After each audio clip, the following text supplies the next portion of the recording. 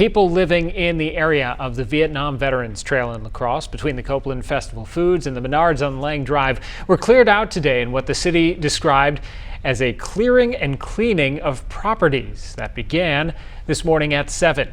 News 19's Roger Staffaroni was there bright and early when city workers, along with police and fire crews, began this process.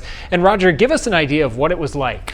Yeah, well, Dustin, it was chaotic and frustrating. A very frustrating morning for the 40-plus individuals who have been living along Veterans Trail and the marsh just off of Copeland Avenue. Now, many were picking out those things that they could carry or cart off. What was left behind became work for the assembled work detail. And the landscape was brutal. The trail lined with tents and varied conditions. There was random furniture, random items, and trash. Lots of wet, heavy garbage strewn on both the trail and down below in the marsh area. Finding proper resources for the La Crosse homeless continues to be an issue. Connecting people to resources as we can. We have a lot of familiar faces, so we know a lot of the folks down here already, but if there's anyone new, we want to make sure they're on the Pathways to Housing list. So that's just a list of everyone in the city, adults who are experiencing homelessness.